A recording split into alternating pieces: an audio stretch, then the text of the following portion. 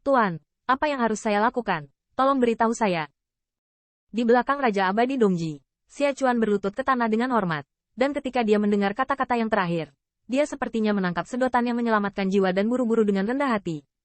HMPH. Mendengar suaranya, kilatan cahaya dingin melintas di mata Raja Abadi Dongji. Tampaknya dia sangat tidak puas dengan penampilan yang terakhir. Tetapi setelah sedikit mengeluh, dia masih mengeluarkan kalimat, pergi ke Dubei. Dubei. Mendengar ini, pupil Xia Chuan tiba-tiba menyusut, dan jauh di dalam matanya, ada pandangan yang dalam dari kilatan ketakutan. Dubei adalah salah satu dari 36 roh jahat, salah satu dari 2 roh jahat teratas. Kekuatannya tidak diragukan lagi lebih menakutkan. Metode Dubei sangat ganas. Dalam 36 kejahatan, jika itu adalah satu teori tentang nama sengit, dia harus menjadi yang kedua setelah keberadaan Raja Abadi Dongji. Apa? Apakah kamu tidak mau? Raja Abadi Kutub Timur dengan dingin mendengus, kata Morin. Bawahan saya tidak berani. Saya telah mendengar tentang reputasi Tuan Dubei, dan merupakan suatu kehormatan bagi bawahannya untuk dapat berinvestasi pada bawahannya. Mendengar ini, tubuh Natsukawa bergetar dengan cepat.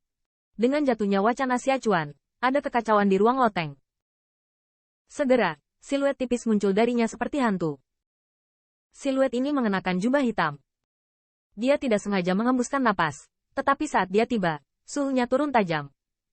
Dewasa, saat pertama kali muncul, sosok itu membungkuk ke arah Raja Abadi Kutub Timur dan berbisik. Untuk penampilannya, Raja Abadi Dongji tidak terkejut sama sekali, karena orang ini adalah orangnya yang kompeten. Dubei. Di masa depan, Xia Chuan akan mengikutimu. Kemudian, Raja Abadi Kutub Timur melambai, dengan ringan berkata, bawahan Xia Chuan, telah bertemu Tuan Dubei. Mendengar ini, Xia Chuan juga berkata pada Dubei dengan penuh minat.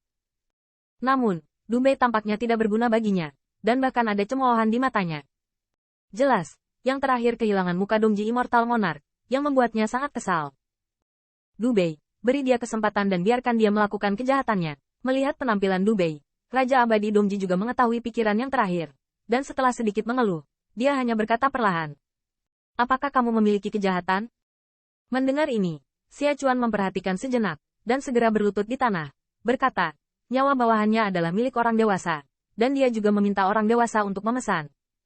Dalam hal ini, Raja Abadi Kutub Timur tidak banyak bicara. Dia hanya melirik Dubei, lalu mengangguk. Melihat penampilan Raja Abadi Dongji, Dubei segera menyadari bahwa dia dengan dingin mendengus dan berkata, demi kesetiaanmu kepada orang dewasa, aku akan memberimu kesempatan untuk mempercayaiku. Tapi aku ingin mempercayaiku. Dubei harus memiliki reputasi. Jika tidak, orang sepertimu yang kehilangan muka tidak akan memenuhi syarat untukku. Nama pemungutan suara. Mendengar ini, pompa Xia Chuan tiba-tiba menyusut. Dia tahu bahwa bukan karena Dubei sengaja membuatnya sulit, tetapi Raja Abadi Dongji tidak mau mengatakan kata-kata ini, jadi dia menggunakan kata-kata Dubei untuk menyampaikannya. Tuan, tolong beri saya waktu.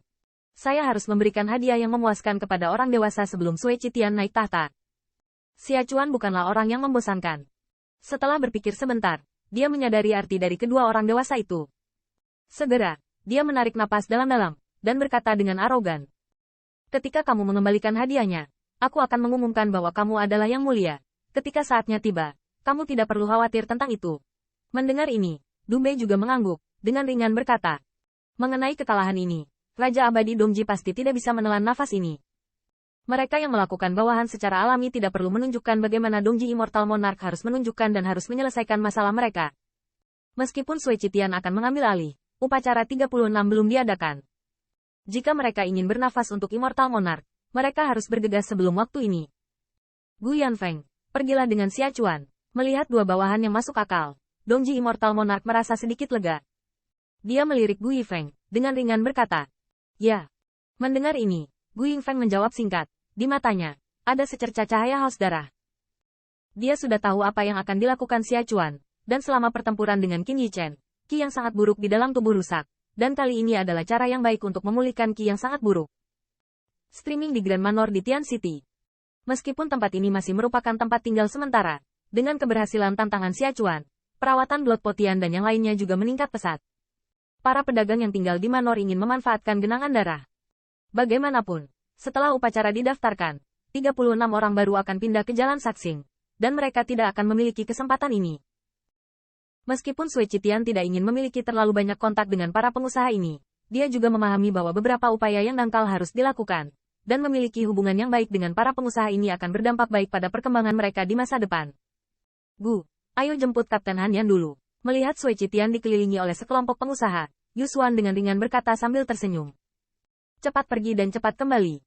Dalam hal ini, Sui Qitian hanya bisa melambai tanpa daya, meskipun dia juga ingin pergi bersama. Tetapi dalam situasi ini, dia jelas tidak dapat menarik diri. Namun, Sui Qitian tidak mengkhawatirkan hal ini. Ada Zhou Qingshan dan Yu Xuan. Beberapa anak muda takut untuk menghentikan mereka, dan berita keberhasilan lembah Huaxu di posisi ke-36 pasti sudah tersebar jauh.